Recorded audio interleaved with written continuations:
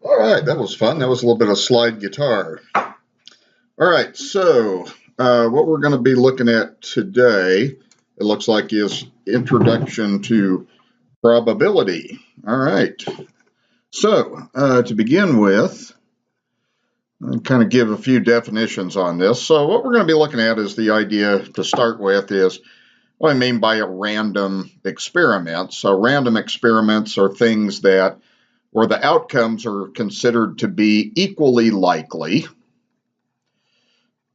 And just giving you some different scenarios on that. Like if you flip a standard two-sided fair coin, okay, that's considered equally likely. Although in reality, it probably isn't, just because, you know, the different sides of the coin are not totally perfectly balanced. And like rolling two six-sided dice, we would consider that to be equal likely. Again, in reality, it probably isn't quite perfect, but for our purposes, we're going to consider that equally likely. And drawing 5 cards from a standard 52-card deck. All right, so a sample space, the next definition is a sample space is just the set of all possible outcomes of a random experiment. Okay, and we're going to go ahead and take a look at this random experiment, which we'll go back and look at quite a bit as we're studying probability. Let's say that we're tossing 3 fair coins, and let's do what we call a tree diagram. So what we're going to do is, on the first toss, of course, there's 2 things that can happen. You could either get a head or you could get a tail. And then if you go to the second toss, well, there's still 2 things that can happen for each of these 2 things. Okay, so we'd branch out again to a head or a tail. And down here we do the same thing. We'd branch out either to a head or a tail. And then we'll move on to the third toss. Okay, so if we get to the third toss, what happens is we get this then. Okay, that can branch out again to a head or a tail. This can branch out to a head or a tail. And so forth. So what this tree diagram is doing is it's going to allow us to list the sample space. And the sample space is just all of the possible outcomes of tossing 3 coins. Now I want to note on this, basically by the multiplication principle that we've learned, there's basically 2 things that can happen on the first toss. There's 2 things that can happen for each thing here, and so forth. So basically there's 2 possibilities. You're doing that coin toss 3 times.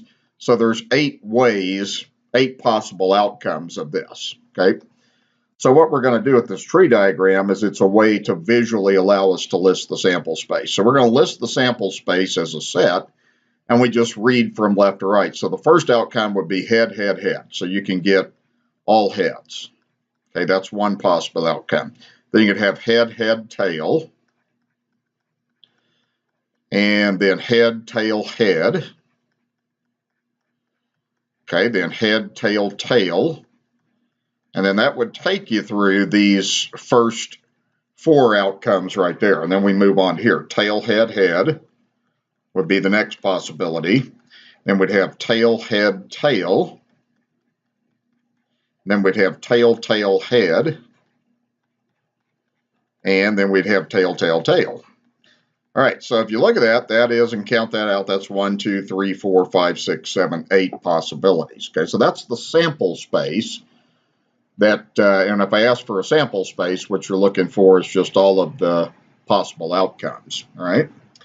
Okay, so another definition, an event is just a possible outcome. So for instance, the event of getting all heads, that would be an event. The event of getting all tails, and then you could have things like getting a tail, head, and a tail. So those are specific events that can happen in your random experiment, right? Okay, so next page, let's see. We've talked about what a sample space is.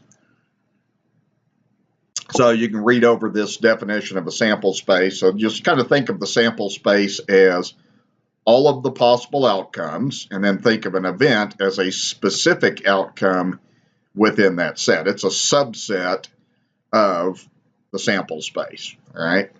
Okay, so we'll look at some specific examples on this, just where we list some sample spaces and events to begin with then. Okay, so this time we have a coin is tossed.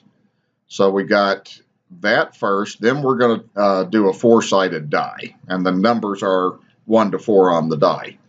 All right, so what we're going to do, first of all, when we do our tree diagram, is we're going to toss the coin. So the coin, it's a fair coin, so it can be heads or tails. Then we toss the die, and there's going to be 4 outcomes that come out on this. So according to the problem, it's a 4-sided die numbered 1, 2, 3, and 4. Okay, so we do the same thing down here. After you've got a tail, you could get a 1, 2, a 3, or a 4. Okay, so that would be your tree diagram. And notice on this, by the multiplication principle, how many outcomes are possible? Right, there's 8. There's 2 for the coins. There's 4 for the dice. So there's a total of 8 outcomes. Okay, so you can use that multiplication principle to figure out how many outcomes. Now what we're going to do is list the sample space. So what we have is you could get a head, then you could get a 1. You could get a head, then you could roll a 2. A head, then a 3. A head, then a 4. And then the same thing on this part of the tree diagram. You could get a tail and a 1, a tail and a 2, a tail and a 3, and a tail and a 4. Okay, so that would be your sample space. That would be listing all of the possible outcomes for that random experiment. Okay, so we're going to list 3 events. Okay, it's up to you what you list. So just whatever. Okay, we could get a head, then we could get a 2. Okay, now we don't need to put that in a set brace. We're just listing this. So another one maybe is a tail and a 2. And a third one maybe is a tail and a 4. Okay, so an event would be one of the specific outcomes that can happen.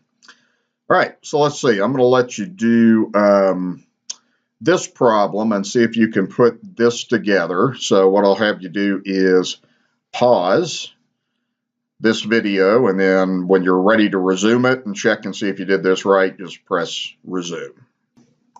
Okay, so this is what I hope you came up with. So your tree diagram, your first child could be a boy or a girl. The second child could be a boy or a girl, again. So it's a 2-child family, so you can branch out like this. The sample space would be boy, boy, boy, girl, girl, boy, girl, girl, in that order. Multiplication principle, there's two outcomes for a gender. 2 times 2 is equal to 4.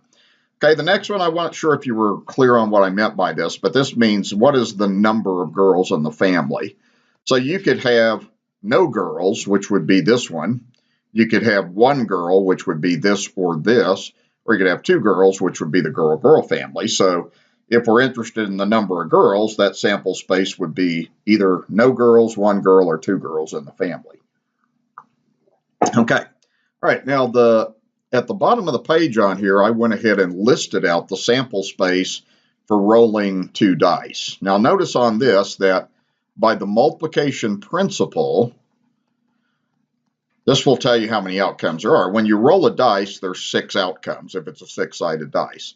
And then on the second, when you roll the second time, there's 6 outcomes, so there's 36. So notice on here there's 6 rows, 6 columns. So this is listing all 36 outcomes on a dice. Okay, so there's 36 outcomes because of the multiplication principle.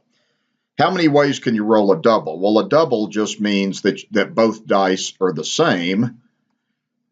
So those are your doubles right there. So you could get a 1, 1, 2, 2, 3, 3, 4, 4, 5, 5, 6, 6. Okay, so that would be that there are 6 ways to get that then.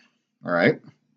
Okay, and let's see, I'm going to erase that. A lot of times on these dice diagrams, you see a lot of patterns when you're looking at this. So the next thing we have is how many ways can the total be a 4?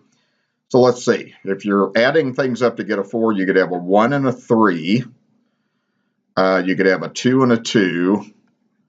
Or you could have a 3 and a 1. Okay, so that's the ways to get a sum equal to a 4. There isn't any other way. So that would end up being on this, that would be 3 ways. Okay, so that would be, when you're counting probability, you're looking at the number of ways in the event as a ratio to the number of total possibilities. Okay, all right, so now we're going to look specifically at probability. And a couple of things just to note without reading this whole thing. So you have a sample space. The sample space is an important part of probability. So when you have a sample space, you're always comparing the event, the probability event, to the number of ways in the sample space then. All right. So the probability of a simple event is some number between 0 and 1. And kind of the way this happens, if the probability of something is 0, then that means it's impossible for that event to occur.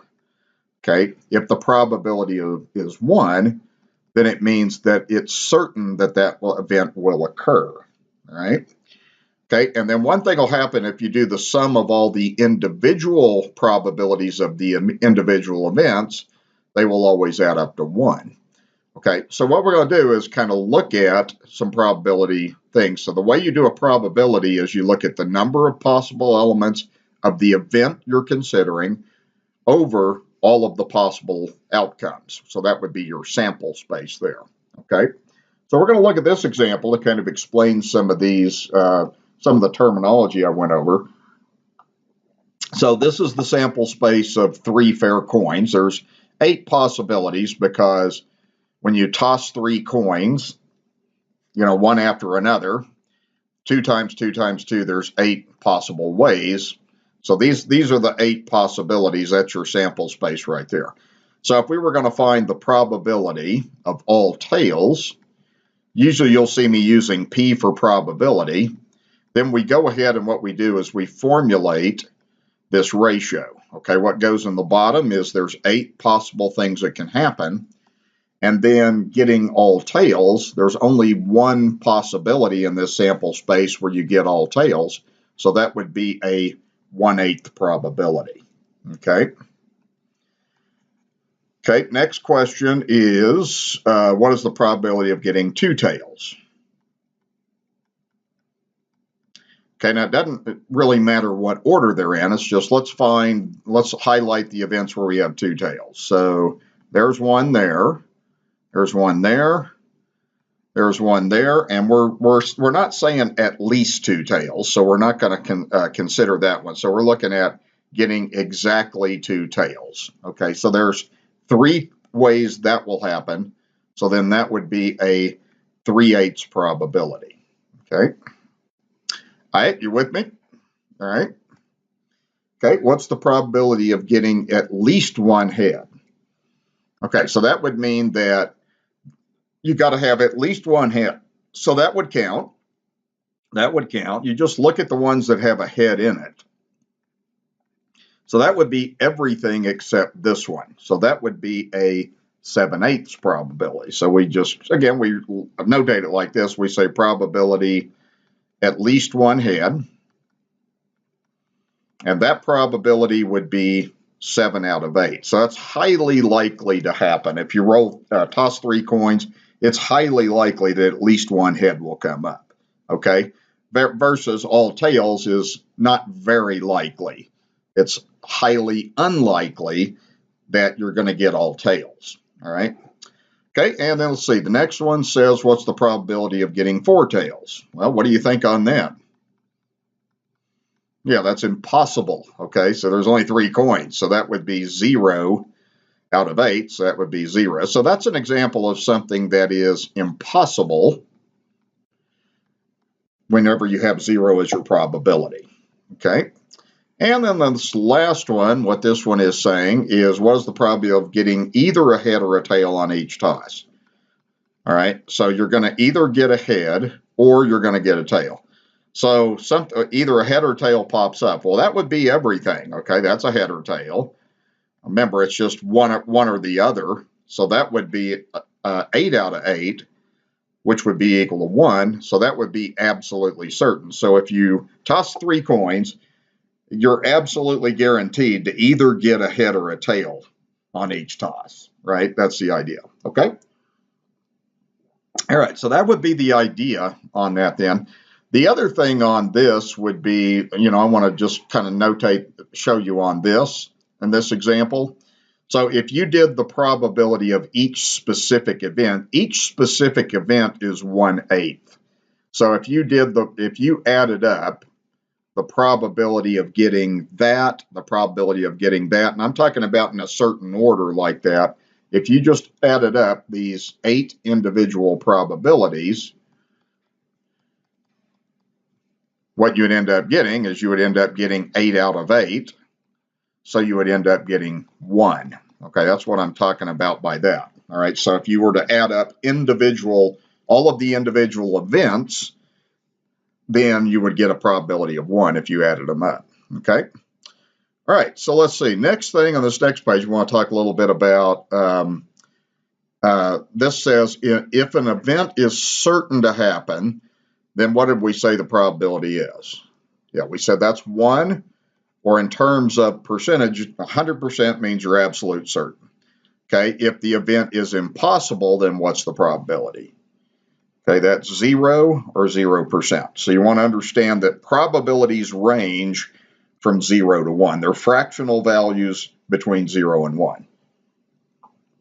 All right, so let's see. Let's take a look at, I'm going to see if you can work this problem out.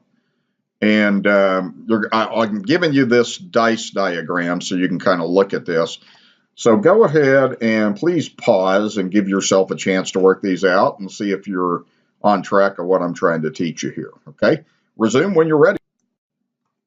One thing I wanted to say on here too before, if you don't catch this, is if you're doing a decimal, you're just going to do your calculator, and the percent you want to just move over to the right 2, okay, like that. So on this one, if you do 1/8,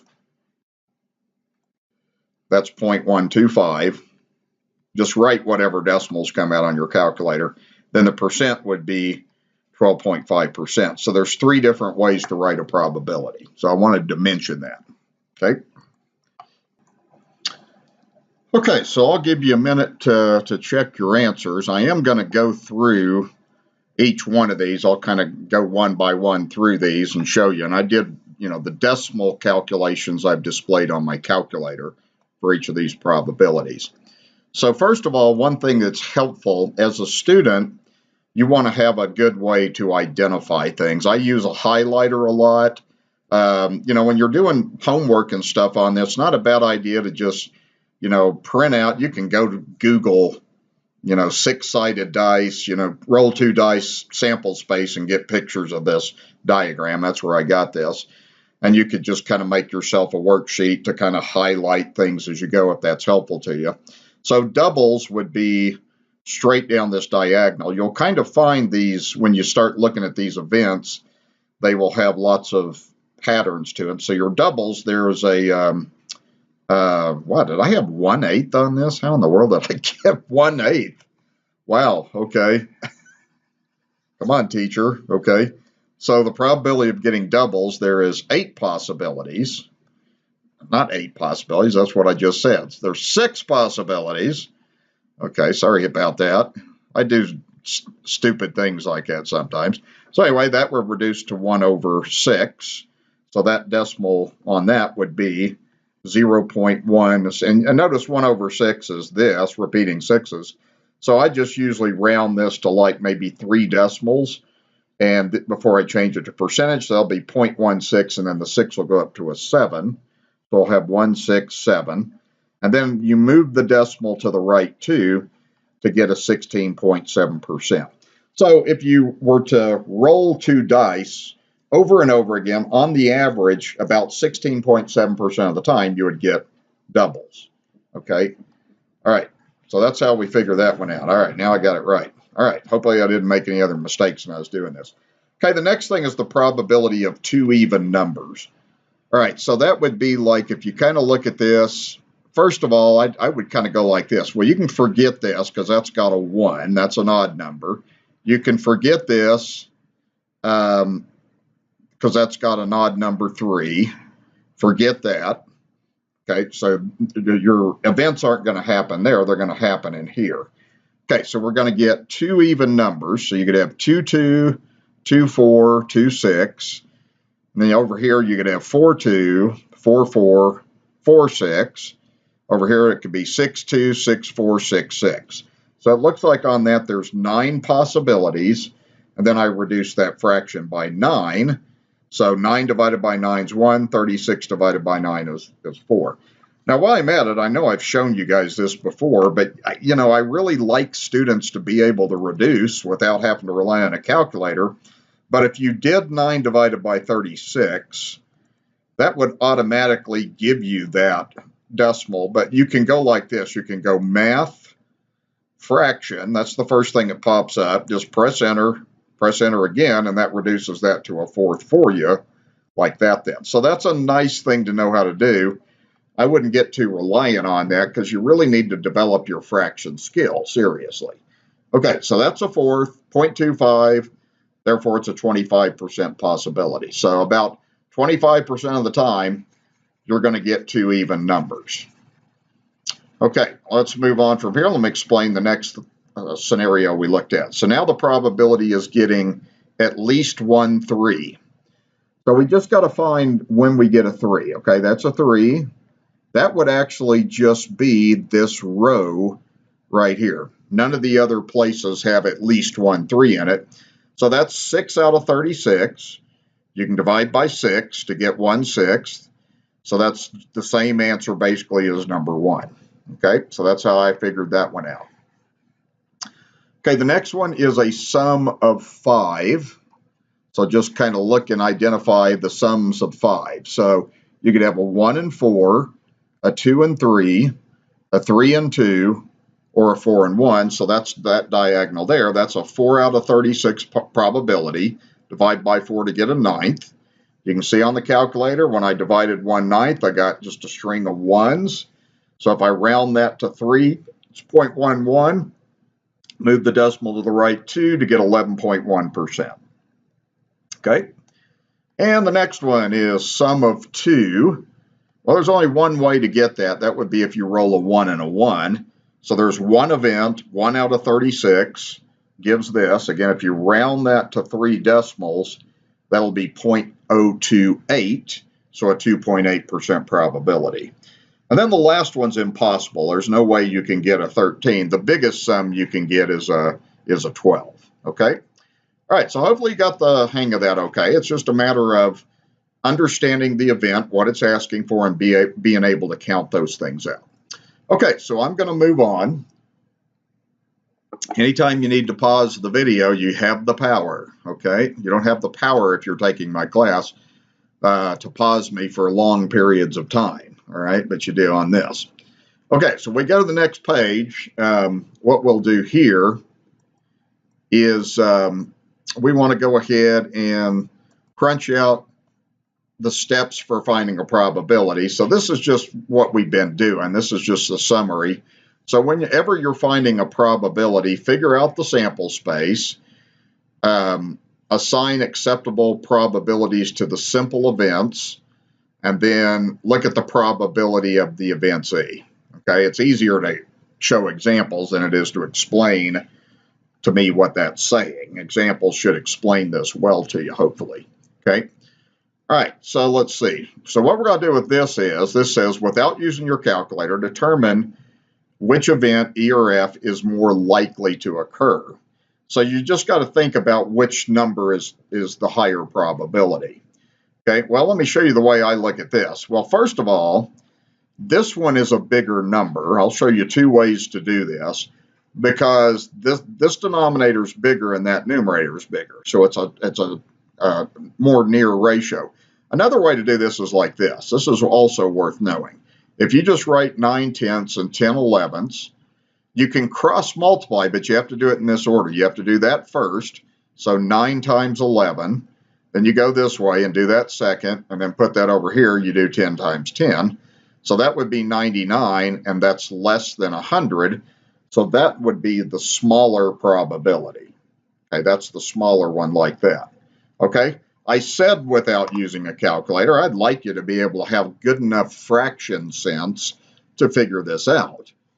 But you know, what you would do on the calculator on this, if you use your calculator, you would do 9/10ths, which is 90%. Then you would do 10 out of 11, and that would be a bigger number. Okay, that would be slightly bigger. Okay, so you can do it that way if you have to, but try to be able to reason out the best you can without a calculator. There's times when you probably need to use a calculator. It's hard to reason out in your head.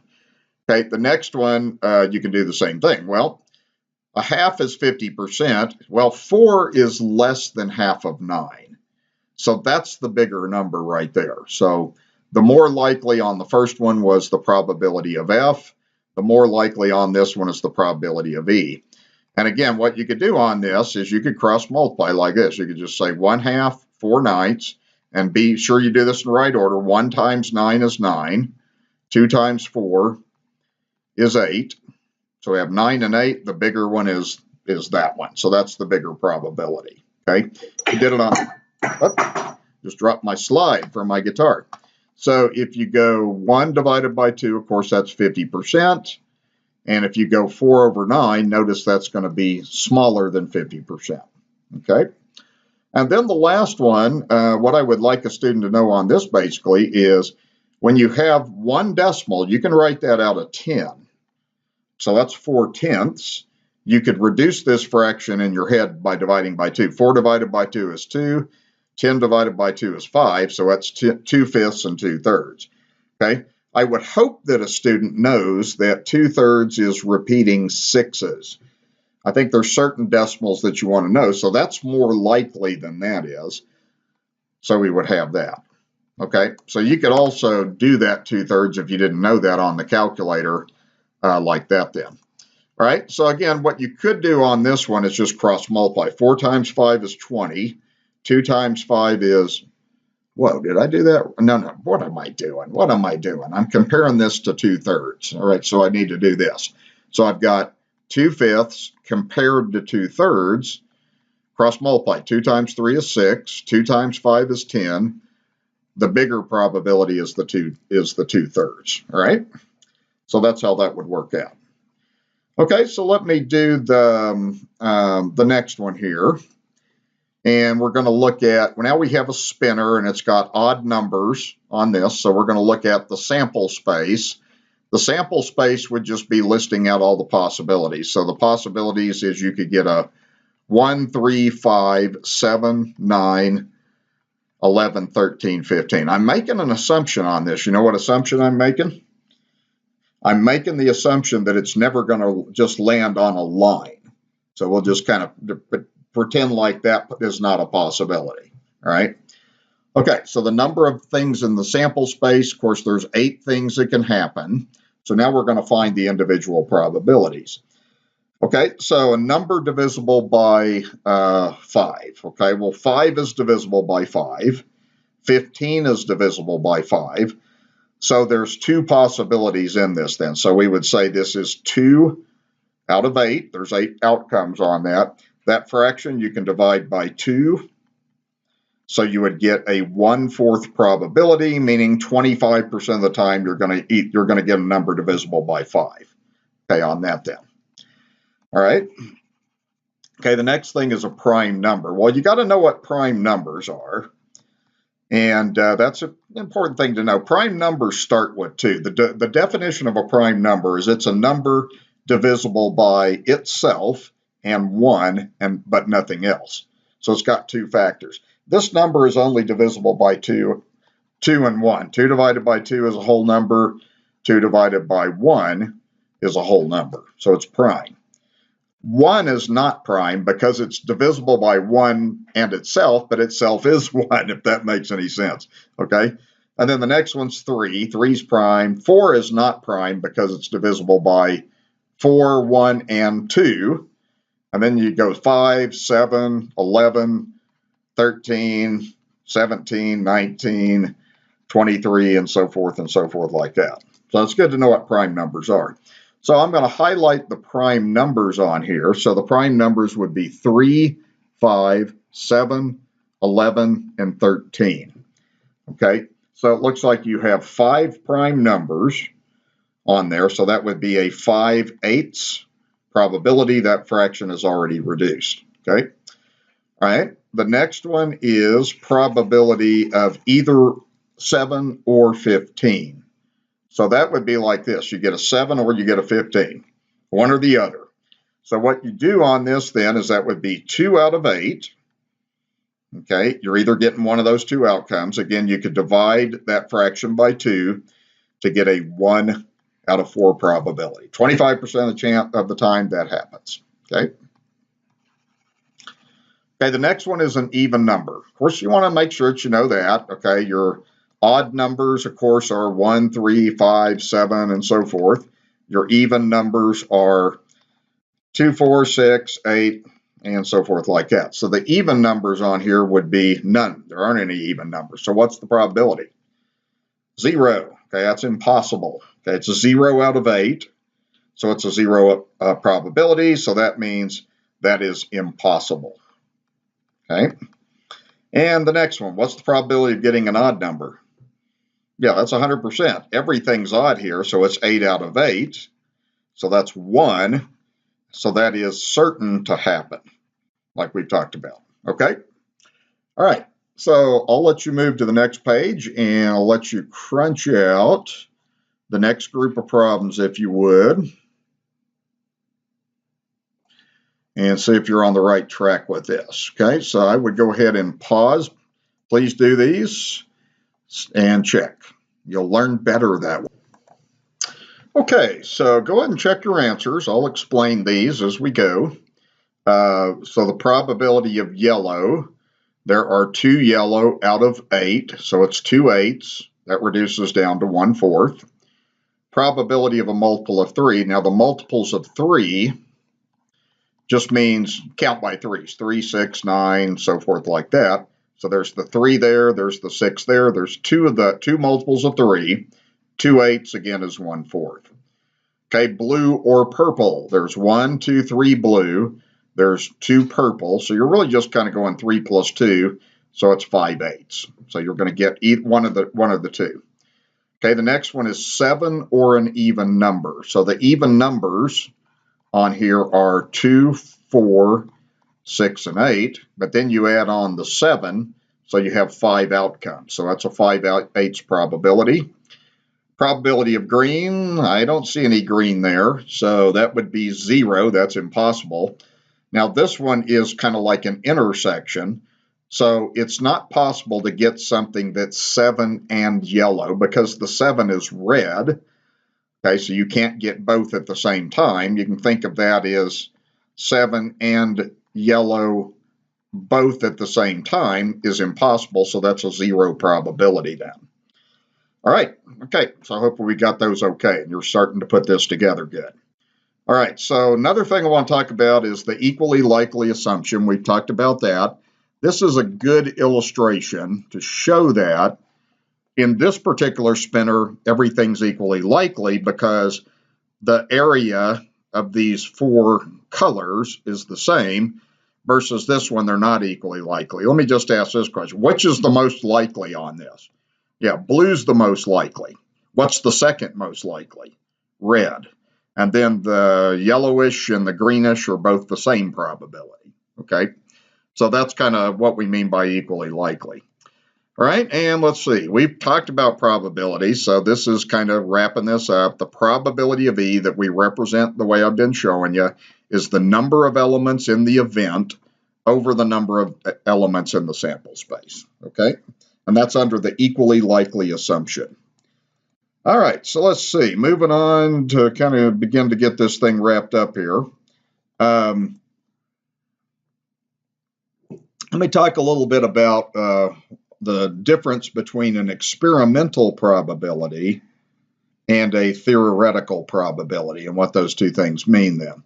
So first of all, an experimental probability is found by repeating an experiment and observing the outcomes. All right, so for instance, you could do an experiment on tossing a coin 3 times, and then you could record what those probabilities were. So if you toss the coin 10 times, now the experiment's going to have different results. Okay, so the idea is maybe if you tossed a coin 10 times, maybe a head was recorded 7 times and a tail 3 times. If you did that same experiment again with tossing the dice 10 times, you might get a different result. But theoretical probability, you kind of can think of this as you can think of this in this same example: toss the coin infinite number of times.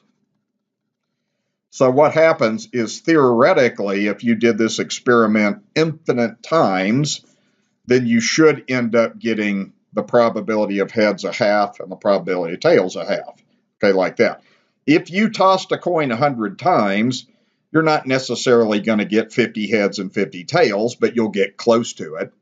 And probably the more times you toss the coins, the closer you will get to those theoretical probabilities. So this is an experiment. This is what we expect to happen in the long run. Okay, that's the idea. Okay, so let's see. This, I don't know if I'm going to show that to you. I'm going to pause here for a second and come back and I'll show you this. Yeah, I just wanted to make sure I remembered how to do this. So my calculator is a little bit different than this. This is kind of how you do this, maybe on an 83. So let's try this. I'll show you how to do this. You go Math, and you go to Probability.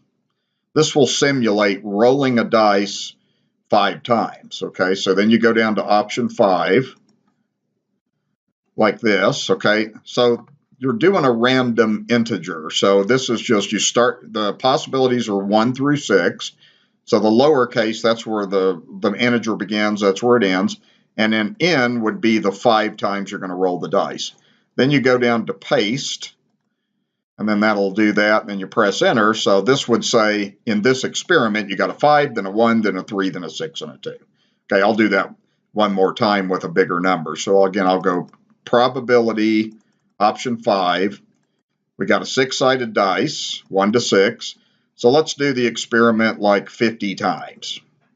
And it'll list out, what it's doing is what's called a random number generator.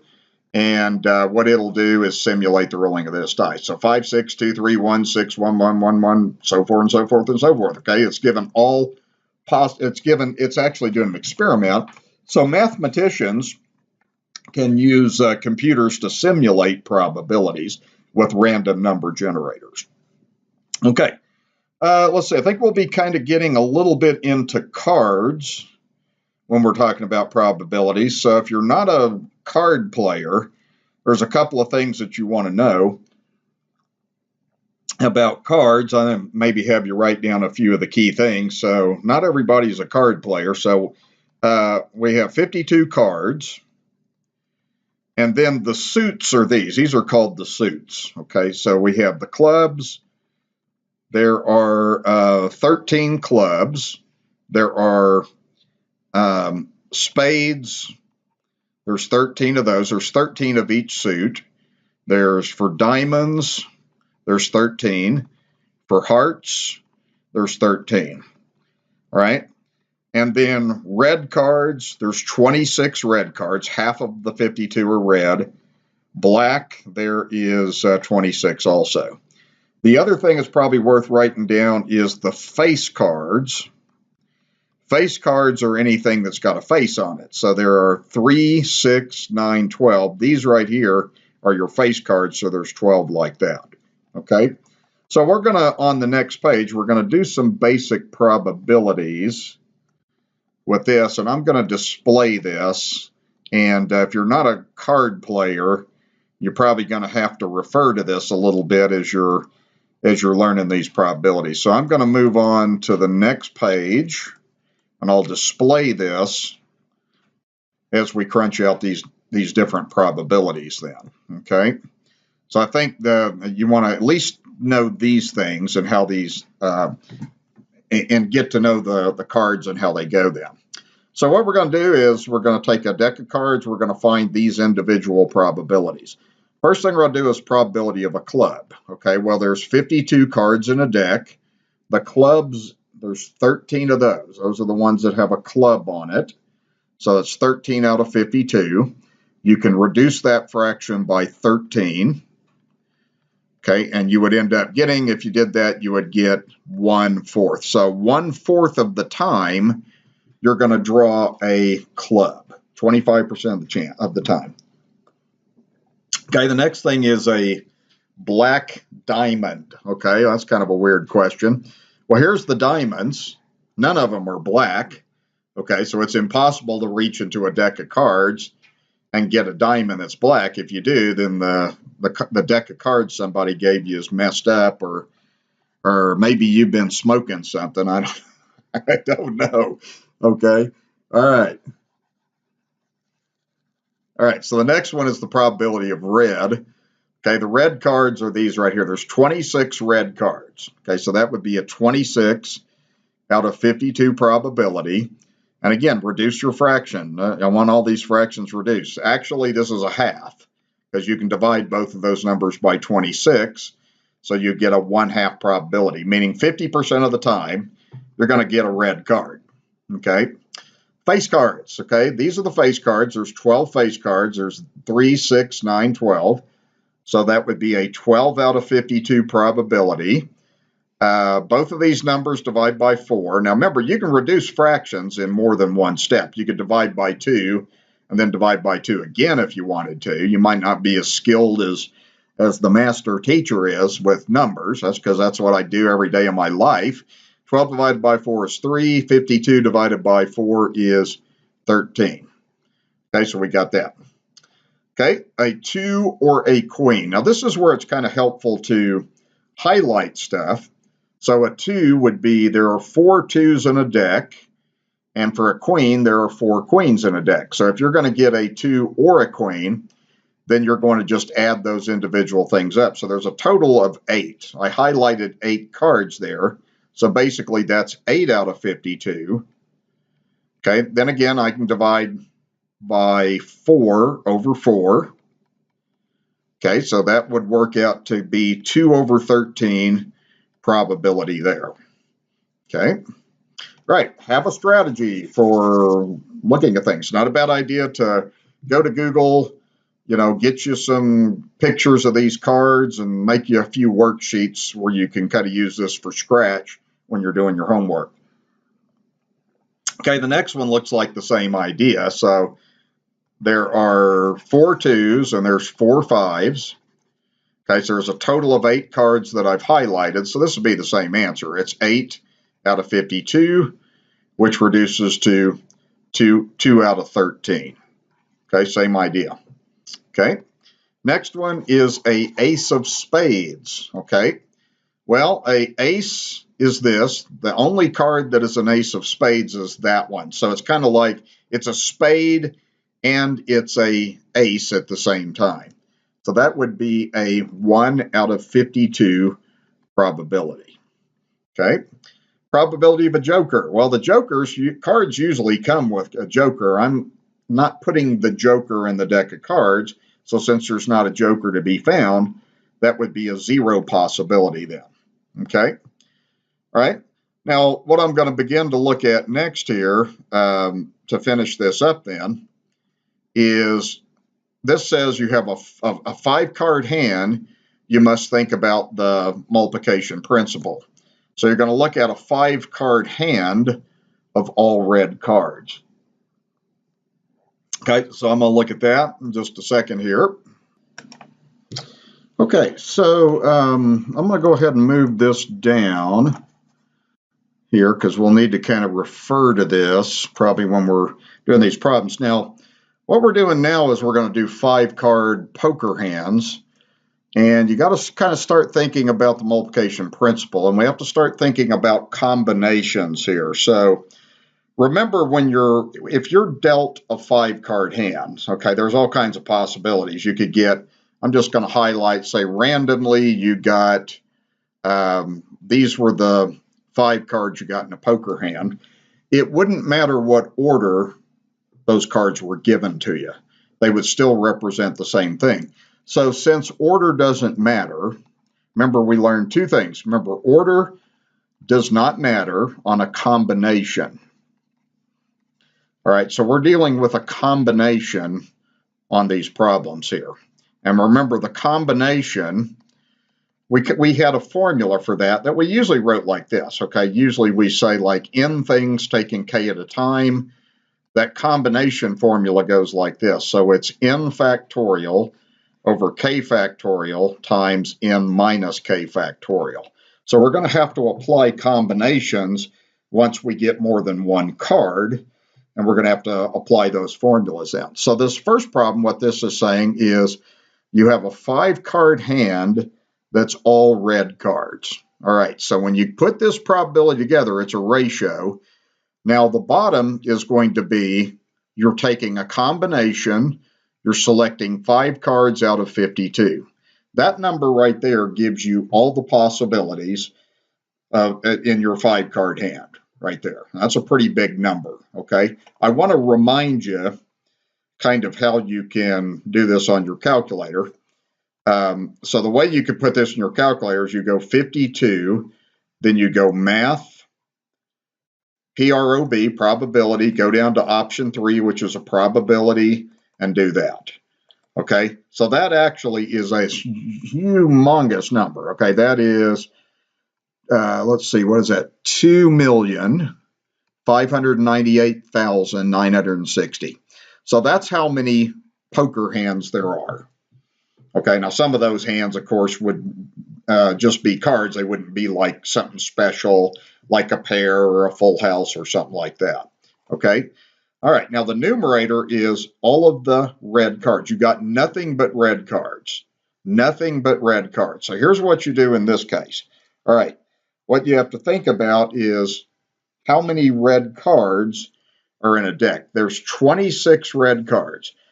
26 red cards. So you're selecting those 5 cards out of the 26 that are red. So you got to understand that if I get all red cards, it's all of the combinations of 5 cards selected from the 26 red like that.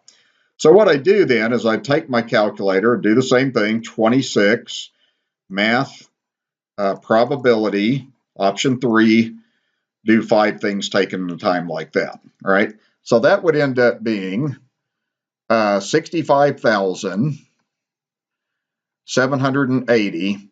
And then that would be the probability. So what we're going to do is just do this on the calculator. 65,780.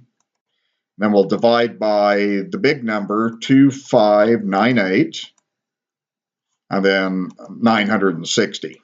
Okay, that'll give the probability, and we're just going to write that as a decimal and then maybe as a percent. So I'm just going to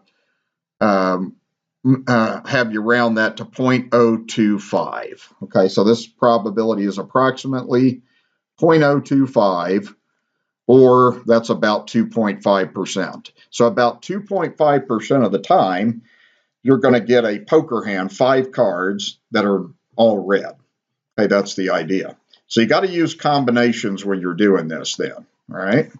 Some of these calculations I'm going to kind of put over to the side here so you can refer to those as we go. Okay, so let's get this next one set up here then. All right, so this one says it's a 5-card hand that's nothing but face cards. All right, so first of all, you would put this together like this. You would still have that ratio, and you can write it this way or you can write it like this. Okay, it's up to you how you write that then. So I'm going to say a combination, 52 cards taken 5 at a time. Now, what are the face cards? Okay, there are 12 face cards. So these are your face cards right here. So if you got nothing but face cards, then your 5 cards would be selected from those 12 face cards like that. Okay, so that's how you would set up and calculate this probability. Now, you can do this in one step if you want to. So you could go like this. You could go, just do the numerator, 12, math, probability, combination, 5 things at a time. Okay, then you got to divide by, because we're going to change this to a fraction. Then you do the same thing, 52, math, probability, combination, and then that would be taken 5 at a time. Okay, so that gives you this number, which is a very, very small number like this then. So that's actually coming out in scientific notation. So you get 3.047 times 10 to the negative 4. Now you need to understand that what that is, I'm just going to write this as 0.3047. That means 1, 2, 3, 4. Since it's 10 to the negative 4, the decimal goes there. So this would be, you add in the zeros like that and then just take off that decimal, and then that's a good enough probability. So that's highly unlikely that you're going to get nothing but jacks and queens and kings in some combination there. So that's how that works out. Okay? All right. One thing you can do on this, I don't think it matters on the more modern calculators. I was just going to check and make sure. So you can go parentheses, 12, math, probability, combination, 5 at a time. I think these calculators are okay if you don't put parentheses there, because it's doing the numerator and denominator separately anyway. So you can leave this off. I'm just going to make sure, because I haven't done this before. So let's see. It should give the same answer. Okay, so face cards out of total. Yeah, that should be the same thing. All right, so either way, you can put that in your calculator. Okay, the next one says the probability of a 4-card hand that has no aces. Okay, so let's think about how this goes then. All right, so again, it's a little bit different. So with this one now, what we're going to have is we're going to select 4 cards out of the 52. So it's a combination, 52 taken 4 at a time. Now, no aces. Well, no aces would be this, this, this, and this. Okay, so the thing is, you would just kind of ignore that right there. So how many cards are no aces? There's 52 cards in a deck, minus the 4 would be 48. Okay, so there's 48 there. So now what you would have is a combination. All 4 of your cards were selected from the 48 cards that do not contain aces. So that would be how you set that up then. And then on a calculator, we just go like this. Okay, again, you can go 48, math, probability, option 3, combination 4, divide by, and then the denominator this time is 52 cards, probability, combination, taken 4 at a time. Okay, so you work that out there, that'll give the decimal. So that's actually highly likely. So if you look at that, just round that to 3 decimals, 0.719. Okay, so that's about 71.9% of the time, and that makes sense. I mean, most of the time, you're going to get a 5-card hand that doesn't have any aces at all. Okay, so that's how that one would be put together then, right? Okay, let's see what the next one is saying. Now, this is where it can get a little bit trickier, I think, for students. This says a 6-card hand that contains exactly 2 clubs. Okay, well, the denominator is the easy part because the denominator is just 6 cards taken out of 52. So when we put this together, the denominator this time is going to be a combination 52 cards taken 6 at a time, since it's a 6-card poker hand like that then. Okay, now it's a 6-card hand, so it has exactly 2 clubs. All right. Now this is where you got to be kind of careful on this now. So the clubs are this. There's 13 clubs like this. All right, so here's what you got to do on this one now. It's a little tricky. The first thing you got to do is the 2 cards that are clubs are selected from 13. So these 2 clubs, you're doing a combination 13, and you're selecting 2 from there. Now, you're not done, okay? Sometimes students think you're done. No, you're not, okay? The thing is, you still got 4 cards to worry about here. Okay, there's still 4 cards left over. So 2 plus 4 is 6. Well, the other 4 cards are selected from things that are not clubs. Okay, so there's 39 cards that are not clubs. That's a total of 13 plus 13 plus 13 or 39. So that's 39 like that. So what you have to understand is that is selecting 2 clubs. There's 13 clubs in a deck. And then this is selecting 4 cards that are not clubs. There's 39 cards that are not clubs. Okay, like that. Okay, now again, we got to just put this in our calculator. Now this one you probably are safe to put parentheses in here. You can leave it off though also.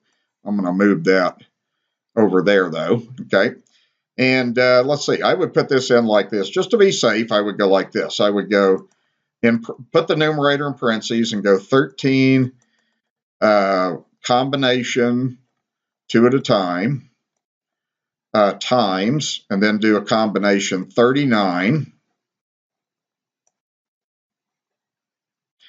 and take in 4 at a time, and just get that to crunch out like that, and then do the 52-6.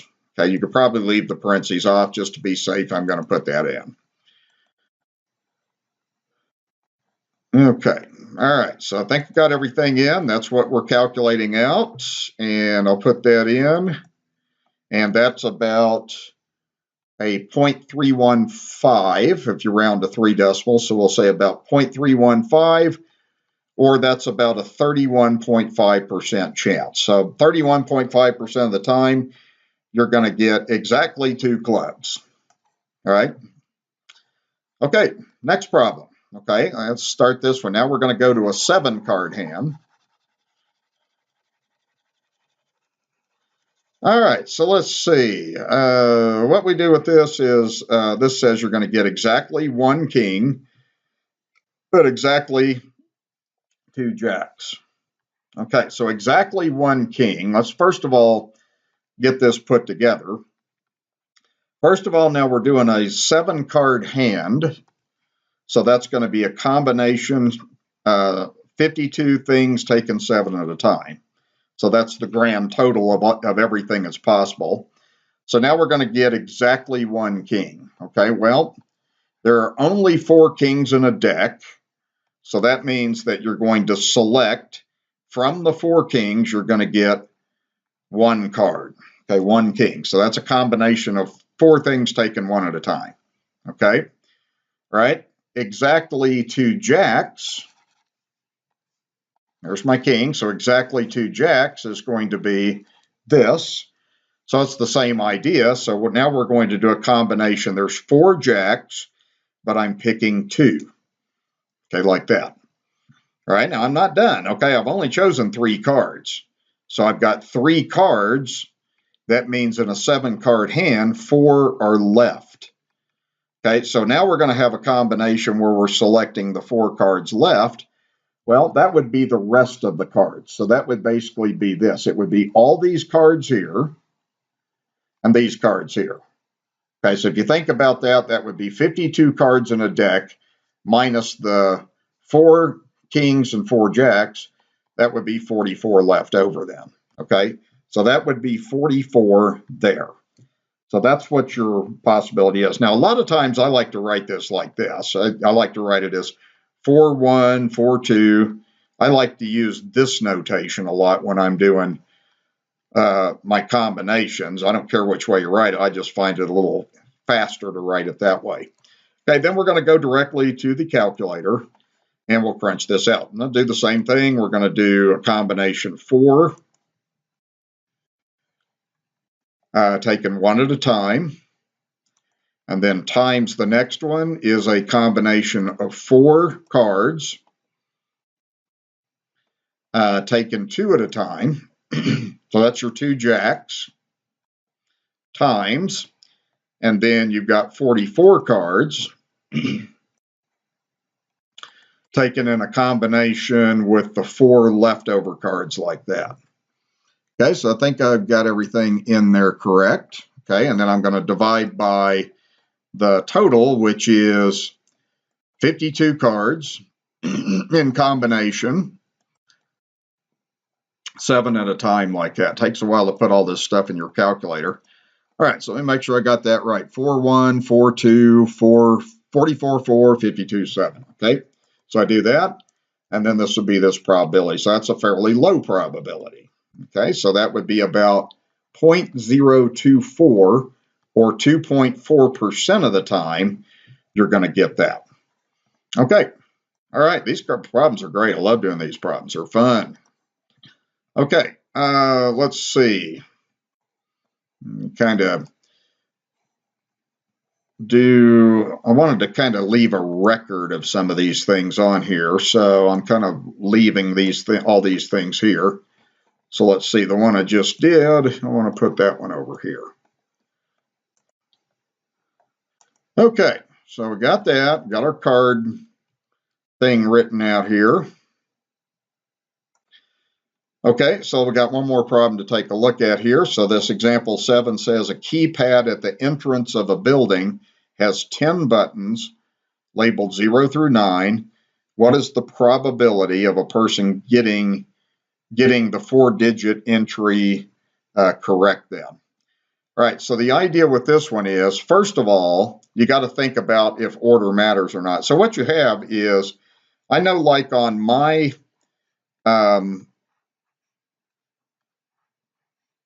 on my house, I have one of those keyless entries where you type in a 4-digit code. So I'll show you what the probability of getting into Professor Sullivan's house is.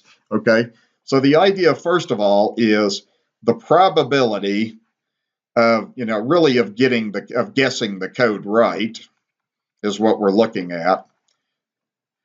And there's only one thing. There's only one possible way to get this right. So it's one out of something. Well, the idea on this is order does matter. And when order matters, which is that? Is that a combination or a permutation? Right, that's a permutation. Okay, so what we're going to have on this then is, and like on mine, it goes like this. Okay, it would be like, okay, there's 10 possible digits, and you can repeat. So 10, 10, 10 like that. So if you multiply that out, you get 10,000. Now you could also write this like this. This is a permutation. You're selecting from 10 digits, and you're selecting 4 possible numbers like that. So you could do it on your calculator like that. So I want to show you a couple of things on here also. So if I just do 10, and now I'm going to do a permutation. So I go math, probability. This time I go to option 2 for the permutation, taking 4 at a time. Then that gives you the 50,040 like that then. Okay, so selecting 4 at a time like that. All right. So the idea with this is, on this then is, and really on this one, I guess it would kind of depend on how I interpret this. And when I look at this problem, it says, You have 10 buttons labeled 0 through 9. What's the probability of a person guessing the 4-digit correctly? It depends on whether I can repeat digits or not. So I'm not really making that clear on that. So you could look at it this way if you want to. I mean, one way to look at it, if you can repeat digits, then it would just be 1 out of 10 to the 4th. And you could do that to get that probability. So that would be 1 out of 10,000. Okay, and that's the way it works on my system. Now, if you can't repeat the digits, it would be 1 out of 50, 40, okay, like that. So that would be like, okay, notice if you do this, if you go 10 times 9 times 8 times 7, on that you get that permutation. So this would be the answer if you can't repeat. And I didn't really make that clear on that problem. This would be the answer if you can repeat. Okay, but the key thing on this is it's a permutation because order matters in this problem. Okay, so like if your code was 3204, if that was the code on your door, that's different than 4023. So order matters, therefore it's a permutation. Okay, so that will wrap us up with everything on here, and that'll get you started on your probability. Good luck to you. Have fun.